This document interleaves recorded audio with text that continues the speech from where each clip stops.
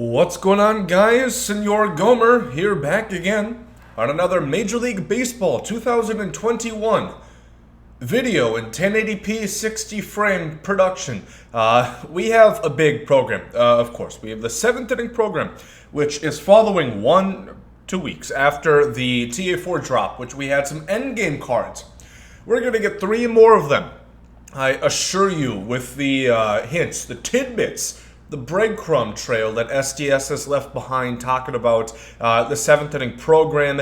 So we're going to talk about that and a bit of the future of MLB The Show 21, because this should have some gigantic, a paradigm shift and repercussions for how much longer this game is going to have big content. So leave a like if you guys enjoy. As always, subscribe if you guys are brand new to the channel. And hold on a second while I do this. How's your day going, huh? Having a good one? Great. Well, here we go. 7th inning program arrives this Friday. All 3 of the 7th inning bosses are 99 overall hitters. So, of course, that means batters, position players. In which case, there's pretty much a consensus who this is going to kind of be at this point. Now, there is a chance that we see somebody like Kirby Puckett, that Thune is suggesting here in the replies. But, again, if you were to look back to the clues that we have, talking about one, it's on the 24th. What players number 24? Could it be Ken Griffey Jr.? Yes, he's one of them. The wait is almost over. So I'm thinking there's a couple players that fit that bill. We're going to talk about them who I think should be in here. And then also talk about realistically who it's going to be. Because for some reason, although these inning programs are longer and tougher to achieve than they were last year. Yes, it's not too hard when you do like all the conquests, do all that shit. But I haven't done it yet. So pretty goddamn tough if you ask Gomer. Anyway, let's go ahead and get into this one, huh? So, Willie Mays is one of the options for sure. He got released so late last year. He was the collection reward in 19. Not to mention last year when he released, remember there's that issue where he was going for 1 million stubs. The game was kind of dead at that point. But if you wanted this card, you had to sit in like a 200-person queue to pray to the Ramon Russells that your buy order would be selected. So really tough. Same shit happened with Chipper Jones. I think he was the 12-0 reward, or maybe flip them, vice versa. But Willie Mays, what can you say about the Say Hey Kid? This card is a lot like it was last year, taking a look at his 1954 MVP year, which he was just fantastic. Again, milestone cards typically seem like they are the best. In my eyes, it's usually milestone, awards, and then signature. For some reason, signature cards aren't that good. Circa Pedro Martinez, for example. But they sure juice up milestone and award. So Willie Mays, righty swing, all the way around. Great player. And for fuck's sake, make this card easy to earn for once. That could be kind of cool, huh? Just a thought. Babe Ruth. Again, this is another pretty big one. Literally, Babe Ruth, Buddy was eating good, but he was also hitting good too, as his stats would indicate. 125 against righties, and then 122 and 120.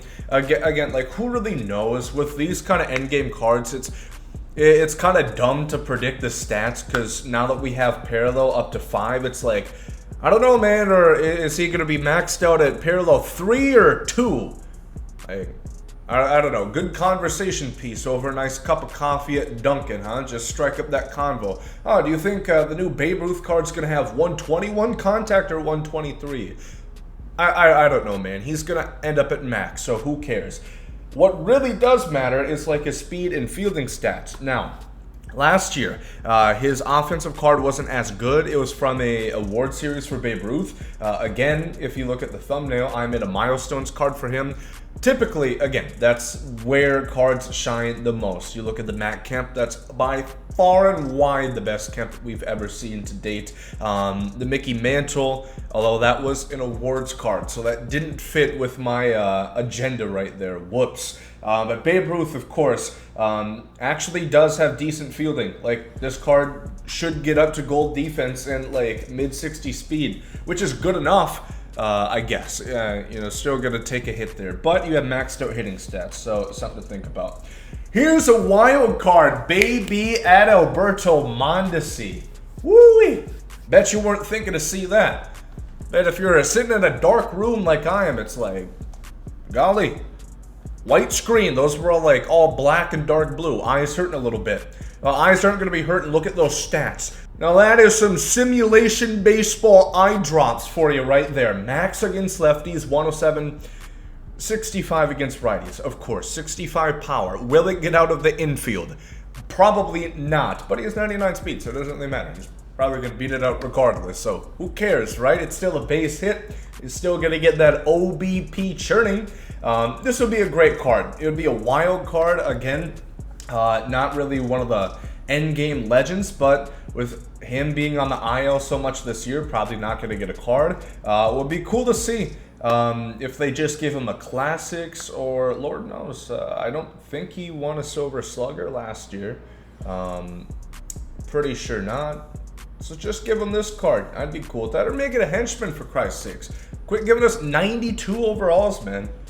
Those aren't cracking an event lineup. Frankly, usually they're not even good enough to be in BR teams. Lou Gehrig, if they made this card based upon his MVP season, it would be wild. His signature last year was great. He is my favorite swing of all time at MLB The Show. You guys know. Sweet Lou, the Iron Horse, is great when it comes to MLB The Show. He should have pretty much maxed out stuff, which he usually doesn't, but it is wild. He hit, I think, nearly a 1200 OPS in his MVP year. Crazy shit. And he's going to have mid-60 speed, as he always does, and above-average defense at first base. I would take him over Ruth. I'd take him over Frank Thomas. This would be, for certain, the best first baseman in the game, in not even Gomer's opinion, but it's a fact. Frankly, it's not opinionated. It's just how it is. Ken Griffey Jr. here. This would be a big one, of course. For my calculations, his attributes probably wouldn't be as good as some of like Willie Mays, for example, or somebody else that we're going to see, you know, who we've talked about a lot, Hank Aaron. But Ken Griffey Jr., great swing. He should kill righties and against lefties. It all depends, because sometimes SDS just doesn't make sense. Hit 9, for example. That's a perfect instance where it's a reflection of, do you guys watch baseball? 102 hit 9 for Pedro Martinez. Oh, all right. Fair enough. Who knows? They don't really make sense sometimes. Again, with POTM, they typically juice those, so we've seen guys that didn't even face a lefty or was terrible against lefties in that month. They have 100 plus, like Schwarber, for example, which is fine. I'm not complaining. I'd rather they reward somebody rather than nerf them, especially at this point of the year, in which we're in September. So Griffey would be a great card, and hopefully they make him better. This is a milestones card that I did, so he would be a red when he hit his 600th home run. So that'd be kind of cool. Mariners fans would be, oh, they'd be fuming about as much as they're going to be when they miss their, 50th consecutive postseason. I kid. A little pain my heart as a Jaguars, Twins, and Rays fan. It's only pumping 1/3 right now. I'm not too happy. Hank Aaron, of course. This one in my tier list of outfielders I'd want most. Probably Willie Mays, Hank Aaron, and then Ken Griffey Jr. Aaron, of course, brand new legend. Would like to just use him for... Maybe I nerfed his contact a little bit too much. 101 contact against righty seems a little low. Again, if they made a milestones card, I'm sure that would be higher. So, yeah. Hopefully, SDS, don't just be lazy and be, all right, he did the work. Don't do that. Make it 121, in fact. That'd be much better. But speed and fielding, again, should be really good. Have that first base secondary. I know he played second base like twice. Fuck it, give him that too. That'd be pretty cool. I would be down to have a second base secondary Hank Aaron. So those are 6 options that I have right there. And then furthermore, it's, you know, just players that are good. You know, like as Thuney posted, Kirby Puckett is still waiting for his 99. We have Jimmy Fox, who's waiting. You can really just cherry pick any sort of names. It's likely going to be legends. I was thinking of a guy like Juan Soto, for example, or it could be Trout. It really could be Trout. I didn't think of that one. That would be a pretty good option there, because, oh crap, what do you get the finest for the Angels? Ohtani's got a 99. Is there anybody else that's been good enough on this team? Rysel certainly would get the finest, right? Mike Trout should not be your best player after playing, what, 40 games? But who knows? That would be another option, of course, as an outfielder. But I'm pretty sure it's going to be one of those, like, 7 or 8 that we listed in this one. And then what I also wanted to talk about is the future, like what else we have to look forward to.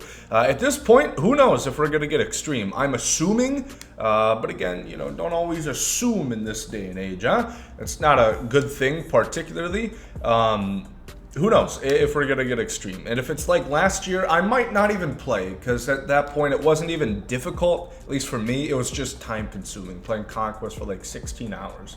I mean, I would do about anything for 16 hours over playing Conquest on veteran to all-star difficulty.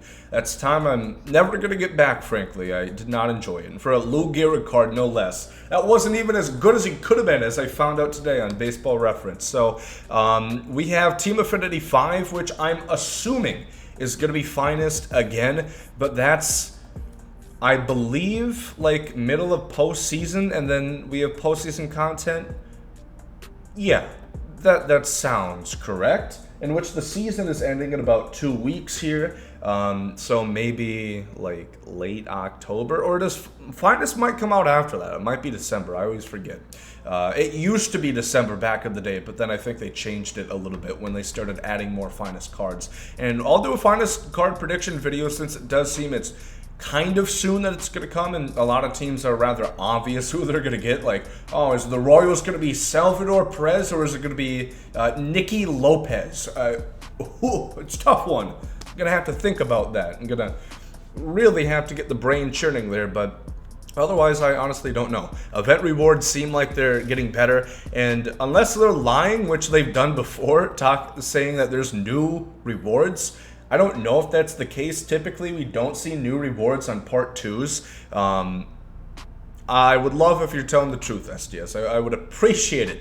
Like, these rewards are great, but it seems like they're not going to be new. I don't believe them, necessarily. Because a lot of times when, you know, 25 wins for, what, 1 week?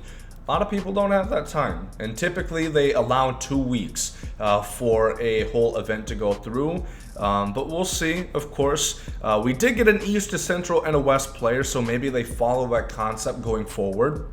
That would be interesting to see. So yeah, finest cards, event rewards, Battle Royale, ranked seasons, maybe extreme, and at that point, who knows? Unless they introduce something different, that's probably going to be about it. Oh, the pre-order, hopefully, who do you guys think is going to be the cover of MLB The Show 22?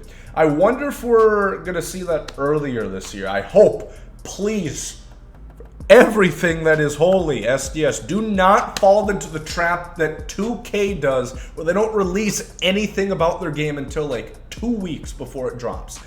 I know it was a tough year with, you know, everything going on in the world, and, you know, working from home. Please don't do that again.